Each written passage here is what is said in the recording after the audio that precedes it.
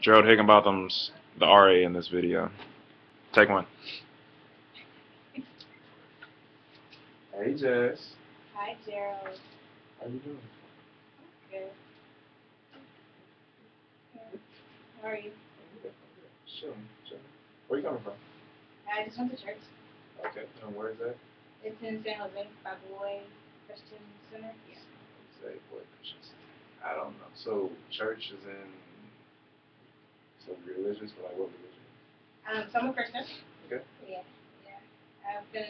I was raised in a Christian household, but I decided to be a Christian when I was like 12, 13. Okay. So family and then a personal decision. Mm-hmm.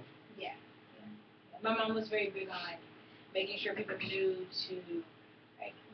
that you had an option. So it wasn't like you had to be this or you had to do that. Like we had to go to church, yes, but like because she was going and she wasn't gonna let anybody stop her. But at the same time, she also made it a point to like tell us that like this would be our own decision. So and whenever that time would come for you to do that, that's great. So Okay. That's cool. So it's very important to you. yeah. Yeah. That's a big deal. How's it like out here? I mean, you're not at home. You're from Chicago, right? Yeah. Yeah. So like, how's it being out here? How's it been finding a church to go to? Okay, so I won't lie. I feel like I'm still trying to find the right spot. And I've been doing that since freshman year, and it gets discouraging because I kind of feel like I've exhausted all my options at this point. Okay. Like, I don't know. I've just talked to a lot of people, gone to a lot of different places. I haven't found exactly that right spot for me, which is kind of interesting seeing that, like, when I was abroad, even when I was in D.C., when I went to D.C. fall quarter, I found a church within 4 weeks. When I went to Cape Town, I found a church within a week and a half. And like, both of them were like good places. I felt comfortable there. I could, I felt like I could worship and receive a really strong message every Sunday. But like out here, things are just very different. So different culturally, or yeah, I feel like there's something about the West Coast. Like people like, either one, people don't have the passion that I'm used to, or two, they'll pick whatever they want to accept from the Bible versus like taking it for what it is. Um, yeah, and then three, there's just a lot of like really just weird stuff with like people's like practices. Like sometimes it's not that like everybody is like entitled to believe what they want to believe. I understand that, but there's also a certain degree of like I think it's the idea of like there's like a multi faith sort of thing that like hovers over like all the sort of spaces that I've really sort of been in, or at least the majority of them. And so because of that, there isn't in a lot of spaces it doesn't feel like it's fundamentally Christian. Like it kind of feels like it's like let's embrace everything. So that's like one church that I went to go visit called Glide in San Francisco, and they don't really have a pastor. Like people just get up and talk about loving people, and they'll pull things from like Buddhism, and they'll pull things from like like Islam, and they'll pull things from Christianity and everything else. But it's like what is this? Like what's the fundamental like ideology? So yeah, stuff like that can make it very hard. In Chicago, I feel like, or at least in the Midwest, like even when I travel around the Midwest, I feel like there's a strong sense of like this is a church, and like people who are Christians, like there's like a set, set. Like you could go on someone's like a church's website and they'll tell you like this is what we believe, So like I feel like I would have a hard time finding that here. I understand. I'm from St. Louis, in the Midwest. I am Christian as well. Yeah. Yes. And yeah, my time here has been more interesting finding a church home. Because people, there are different. It's a different culture, it's a different environment, different people with different beliefs. How does it compare? Say it's different. Well, it just means just like there's just certain things that, like you said, you expect when you go to a church, that's claimed to be Christian. And I don't know, me and a group of friends have like found a place that is as close as like I'm comfortable with. Yeah. And so yeah, so we go every Sunday, and if you want to go, definitely can come with. I just want to make sure that you're feeling.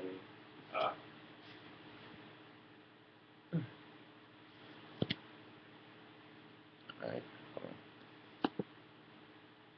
Already said that. I just want to make sure that you're feeling welcome to have a place, since religion is really important to you, that you can go to. I mean, of course, this is not the end-all, be-all. This is another place you might not have seen. Yeah. But yeah, I think it's important just to continue to explore, because the thing is that Chicago is different from San Francisco. San Francisco is different from LA. LA is different from Georgia. So just, as I can continue to be open, but make sure that you know what you value and tell what you're looking for. Yeah. Just continue looking. Like, there's a place for everyone in these communities. So yeah, but outside of that church and religion, that search, everything else going okay?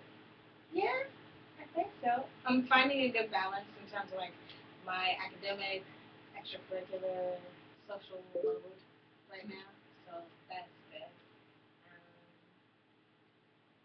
Yeah, I feel pretty balanced now. So. As compared to like the past 4 weeks or so. Like I feel like week 5 I hit like a good spot. But like the first 4 weeks, because I was just coming back from being abroad and dealing with a lot of stuff with just reorienting myself and getting accustomed to just being back on campus. Like that was really tough. I think it's also hard because when you go abroad, it's like you get a fresh slate, you know? You get a clean slate to sort of start over and really ask yourself, what is it that I want to do while I'm here, you know? Where'd you live in? So I was in D.C. in the fall. Okay. And then I was in Cape Town in the winter. And especially during winter quarter, because in Cape Town, we had a relationship with the University of Cape Town. So I could actually join clubs on their campus. I could, you know, sing in their groups or whatever. But while I was there, I really started thinking about, like, what are the things that I'm doing because other people want me to do them? And then, like, what are the things that I have to do? And then what are the things that I actually want to do?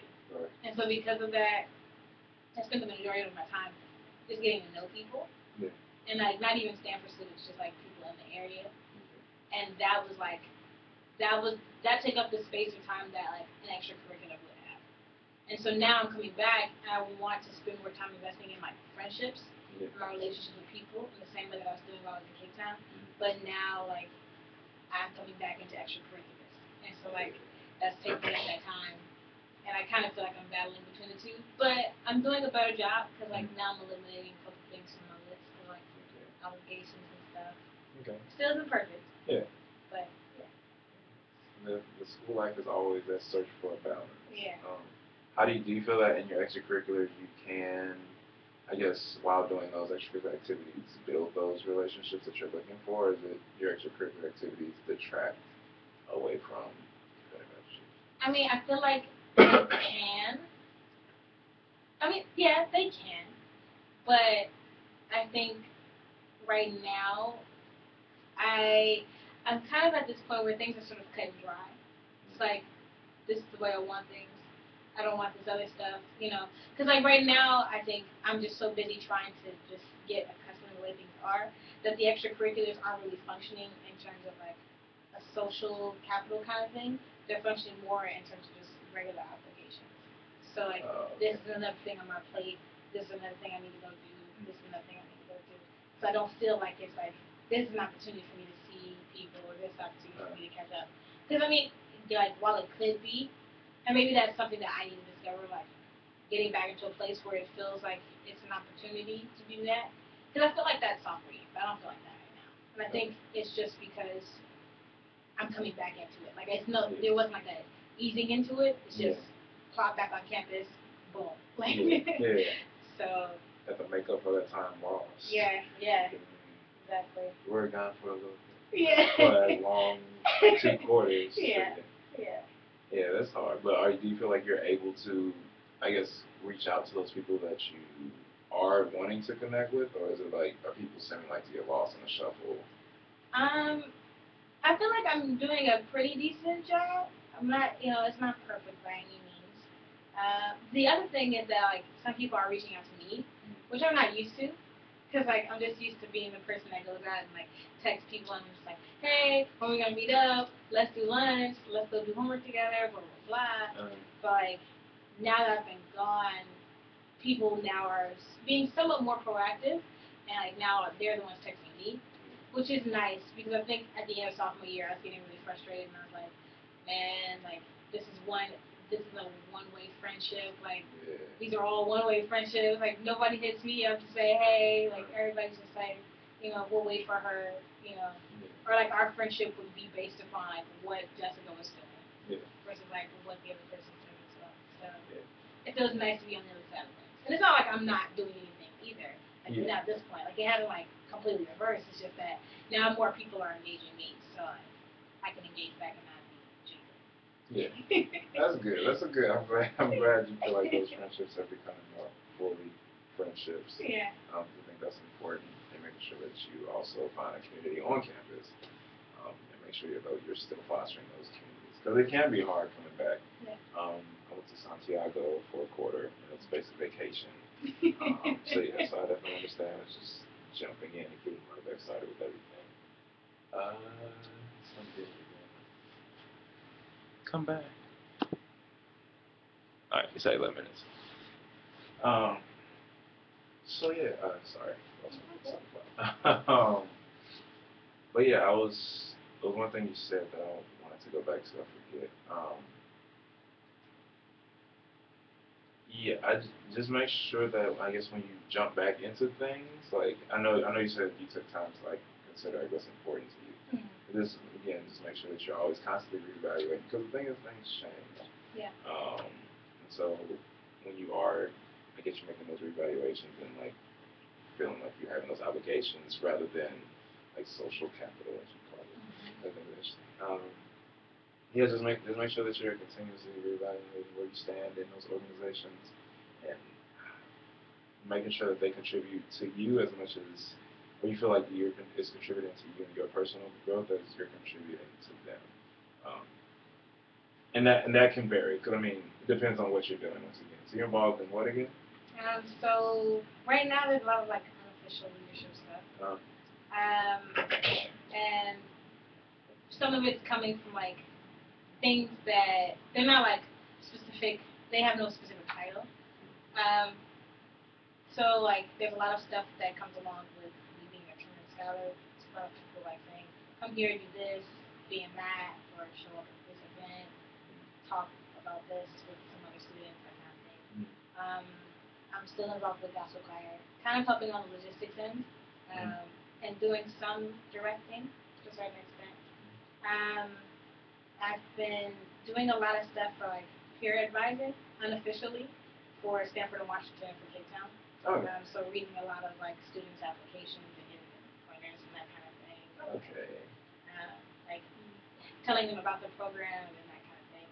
Especially because I think there needs to be more like people of color and more artists in those programs. So really trying to tap into those communities and get them involved.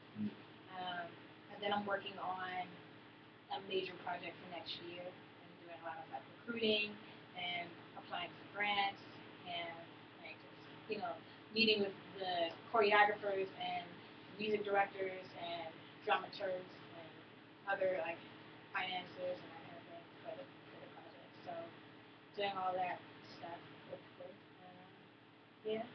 The major project, you can't get into the details too much? I can. I just don't want to like cut your ear off. No, you can give me a synopsis. Yeah, that's what I'm here for. Go ahead. Okay. So the general idea is that it would be an interdisciplinary concert that uses the relationship between gospel music and social change to examine the intersection of Christianity, diasporic identity, activism, and agency in Black communities. And so there would be a drama piece, a spoken word piece, a video piece,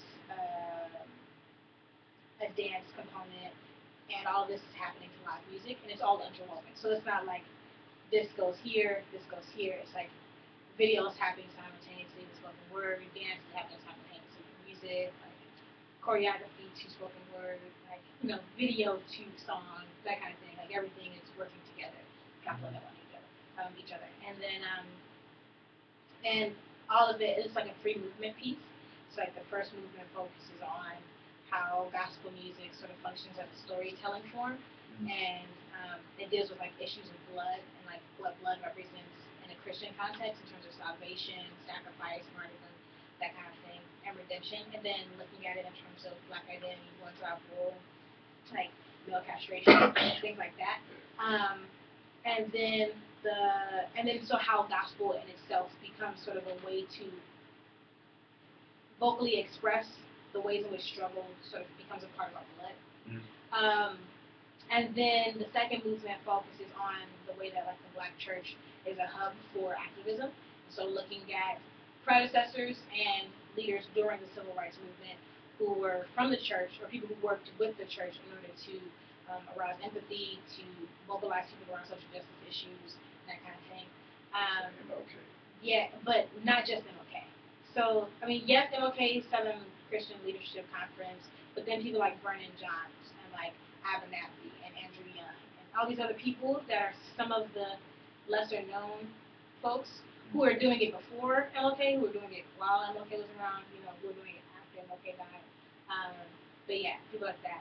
And another part of that is having like video footage of current day Black Christian leaders who are still doing activism and how they are influenced by their predecessors. And then the third movement is about the global implications of gospel music. So like looking at South African apartheid resistance music and how that relates to gospel music, and looking at how sort of gospel music then comes full circle because then it's a sound that lyrically reflects ideology that once oppressed Black people, but then now becomes a part of the song of freedom that they sing. So, yeah, that's the gist. Great. Thanks for sharing that with me. It's not like you're working on a major project, so like you did the major project, you're starting the pieces now. That's wonderful. Oh, I gotta make this. Yeah. Right. I gotta take the screensaver off. Oh, we're at 17 minutes, so there's my RA piece. Part 1, Gerald Higginbotham.